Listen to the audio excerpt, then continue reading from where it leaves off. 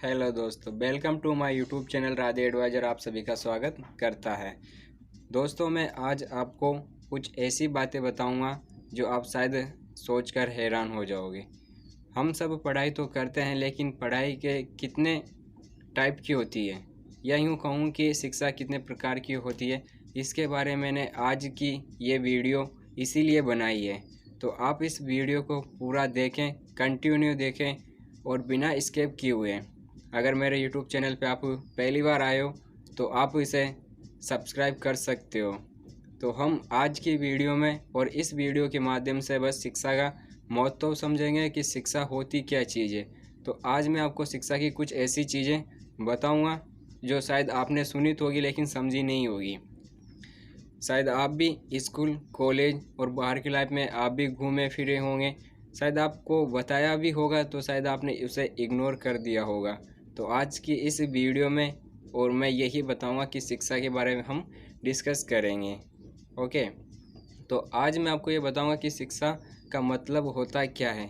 शिक्षा का मतलब ये नहीं होता है दोस्तों कि हमने पढ़ाई कर ली, पढ़ाई लिखाई करके हम एक अच्छी सी नौकरी पा लें, अच्छी सी जॉब पा लें। शिक्षा का मतलब बिल्कुल भी ये नहीं होता। ये हमारी सबसे बड़ी गंदी सोच होती है। जबकि शिक्षा का मतलब ये होता है दोस्तों कि एक आपने जिस शिक्षा को पाया है ना, उस शिक्षा से आप अपना ही भला नहीं बल्कि आप 100 व्यक्तियों का भला भी कर सकते हो। यही सबसे बड़ा शिक्षा का माध्यम होता है। मैं सबसे बड़ा आपको एक एग्जांपल बताऊंगा। जैसे कि हमारे भीमराव अंबेडकर साहब थे, उन्होंने भी शिक्षा पाई है। शिक्षा पाने के बाद उन्होंने ऐसा षड्यंत्र रचा है, ऐसा काम करके गए हैं बस मात्र अपनी शिक्षा के बल पर। तो दोस्तों, बात यह है कि अगर चाहते तो वो भी उन्होंने भी एक पीएचडी की डिग्री हासिल कर ली थी। चाहते तो वो भी किसी एक वकालत में काम कर सकते थे, लेकिन उन्होंने ऐसा नहीं किया। उन्होंने सोचा कि यार, जैसे कि मैं हूँ, मेरे जैसे बहुत सारे ऐसे व्यक्ति हैं जिन्होंने पढ़ाई तो की है, लेकिन मतलब यूँ है कि जैसे कि कहने का मतलब ये है मेरा कि यार, मेरे जैसे बहुत सारे ऐसे लोग हैं जो गरीबी से जूझ रहे हैं, उनको हक दिलाना बहुत ज़रूरी है। अगर आज मैंने इतनी पढ़ाई लिखाई कर ली है, अगर मैं एक नौकरी के खातिर ही अपना जीवन इसी पे वार दूं, या जैसे कि बहुत सारे ऐसे इंसान हैं जो क्या नाम से गरीबी में जूझ रहे, उनको अगर अधिकार मैं दिला देता हूं तो हो सकता है कि मेरी आगे चलकर जय जयकार होवे। और आज ऐसा संभव हो चुका है। आज भीमराव को हर एक बंदा बंदी अच्छी तरीके से जानते हैं कि वो कौन है, कहाँ से हैं, और उनकी सारी स्टोरी हर एक बंदा जानता है अच्छी तरीके से। तो उन्होंने शिक्षा का मतलब बहुत ही अच्छा समझा था। अगर वो नहीं समझ पाते तो शायद आज हमारा जो देश है वो आज भी गुलाम में होता। अगर वो इस देश को आज़ाद नहीं करा पाते, उस समय बहुत सारी प्रॉब्लम उन्होंने भी फेस की होगी। साथ में उनके साथ महात्मा गांधी भी थे। बहुत सारे ऐसे अधिकारी नहीं, बल्कि बहुत सारे ऐसे भी थे जो राजनेता थे, जैसे हमारे महात्मा गांधी हो गए, राजगुरु सुखदेव, और क्या नाम से आज़ाद। ये सारे ने सभी ने मिलकर अपनी देश की लड़ाई लड़ी। तो उन्होंने भी शिक्षा करी थी, लेकिन उन्होंने ये नहीं समझा कि यार मैं नौकरी के लिए शिक्षा ग्रहण करूं। नहीं, हर एक ऐसा जो राजक्रांति था, सबने पढ़ाई लिखाई करी थी। उन्होंने ये बिल्कुल नहीं सोचा कि यार मैं बस नौकरी के खातिर ही पढ़ाई कर रहा हूँ। तो ये सोचना हमारा सबसे बुरा घटिया सोच कह सकते हैं हम सब। मैंने भी इसका बारे में यही सोचा था कि यार पढ़ाई लिखाई करो और नौकरी कर लेंगे, बस ऐसा ही संभव होगा। तो देखा जाए तो इतना आज की टाइम पे नौकरी करना भी इतना आसान नहीं रहा है। तो इसके लिए बहुत मेहनत करनी पड़ती है, बहुत सारा स्ट्रगल भी होता है, साथ में घूस भी देनी पड़ती है। समझ रहे हो ना मेरी बात को? तो मेरा कहने का मतलब ये कि यार, शिक्षा का मतलब ये नहीं होता कि नौकरी करो और मस्त रहो। ओके, दूसरा मैं आपको एग्जांपल बताऊंगा कि जैसे कि आज हम सब जानते हैं रतन टाटा साहब बहुत बड़े व्यक्ति हैं। व्यक्ति के साथ साथ बहुत अच्छा उनका पद भी है। ठीक है, आज सबसे नंबर 1 पे आते हैं बिजनेसमैन की लिस्ट में। ठीक है, हमारे भारत की ओर से देखा जाए तो नंबर 1 पे आते हैं।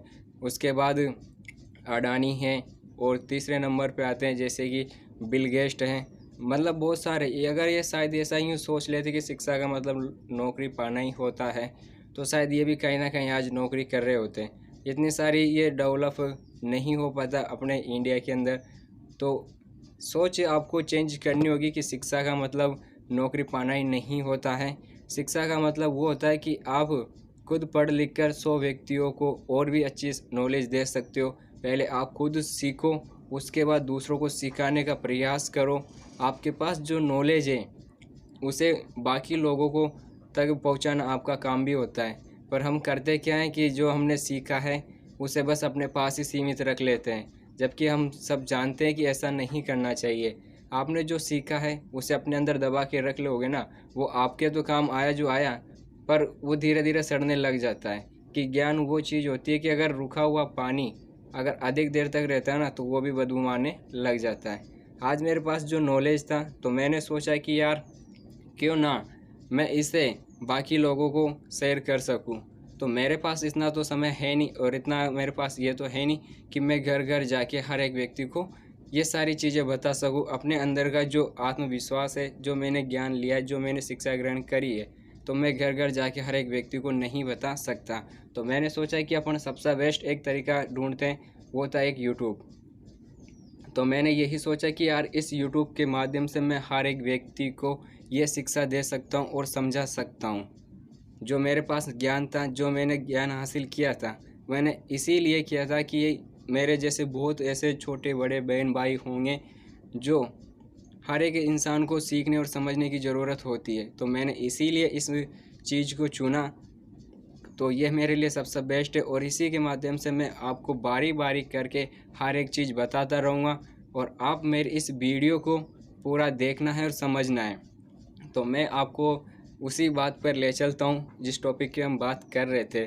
शिक्षा के 3 पॉइंट होते हैं। तो पहली जो शिक्षा होती है वो होती है बेसिक एजुकेशन। दूसरा जो पॉइंट होता है वो होता है प्रोफेशनल। तीसरा होता है फाइनेंशियल। हम एक एक करके इस वीडियो में मैं आपको तीनों पॉइंट आपको बताऊंगा डीपली में। बस इतनी सी रिक्वेस्ट करूंगा आपसे कि आप इस वीडियो को पूरा देखें बिना स्किप किए हुए। अगर मेरे इस यूट्यूब चैनल पे आप नए आए हो तो बिना देरी किए हुए तो आप इसे सब्सक्राइब कर सकते हो। साइड में एक घंटी का बटन आएगा तो उसे आप टच कर सकते हो। ओके, तो बेसिक एजुकेशन होती क्या है? पहला पॉइंट है अपना बेसिक एजुकेशन होती क्या है। मैं इसके बारे में आपको डीपली में बताऊंगा, तो ध्यान से सुनना है और समझना है। तो बेसिक एजुकेशन वो होती है दोस्तों, जो लड़का हो या लड़की हो, कोई भी हो, जैसे कि उसका जो जन्म होता है, जन्म से लेकर जब तक वो पूरी तरीके से परिपक्व नहीं हो जाता बोलने के लायक, तो वही एक बेसिक एजुकेशन होती है। उसे हम हिंदी में कह सकते हैं बुनियादी शिक्षा। ओके, यानी कि बच्चा जैसे कि जन्म लेता है, जन्म लेने के बाद वो धीरे धीरे क्या करता है, धीरे धीरे बोलने की कोशिश करता है, धीरे धीरे बातों को समझने की कोशिश करता है। ठीक है, तो ये स्टार्टिंग में तो ना तो बोल सकता है ना सुन सकता है, इतना सॉरी सुन तो सकता है लेकिन बोल नहीं सकता। तो धीरे धीरे वो क्या करता है, सुनने की कोशिश करता है, शब्दों को पकड़ने की कोशिश करता है कि सामने वाला क्या बोल रहा है।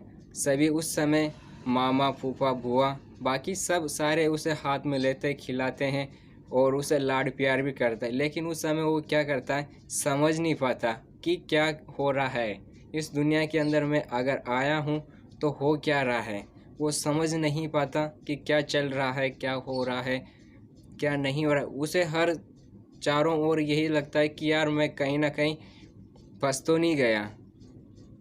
ऐसा ही होता है। हम भी जब छोटे थे तो हम भी यही सोचते थे कि अचानक बहुत सारी पब्लिक दिखती थी, बहुत सारे लाड प्यार करने वाले, कि आखिर मैं हूँ कौन। ऐसा सभी फील करते होंगे उस समय। ये बातें हमें याद नहीं रहती है क्योंकि ये बचपन की बातें होती है और इतनी अपनी मानसिकता जो होती है इतनी डेवलप नहीं हो पाती, क्योंकि बच्चा छोटा होता है तो मानसिकता भी छोटी होगी ना, तो इतना बच्चा समझ नहीं पाता कि हो क्या रहा है।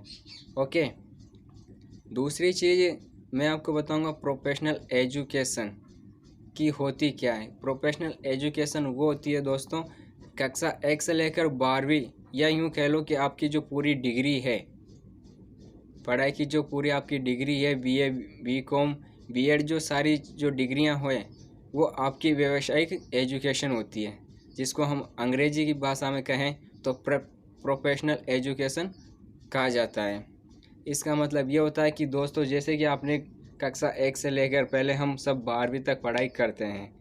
12वीं के पढ़ाई करने के बाद ही हम बीए, बीएड, बाकी मतलब बहुत सारी पढ़ाई आगे भी तक होती है। जब तक इंसान पढ़ाई करना चाहे ना, तब तक कर सकता है, क्योंकि पढ़ाई का, शिक्षा का मतलब होता ही यही है।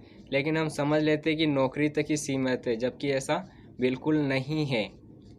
आज ही मैं कह रहा हूँ आपसे दावे के साथ, इस पॉइंट को आप बिल्कुल निकाल दे दिल और दिमाग से कि शिक्षा का मतलब नौकरी करना ही होता है।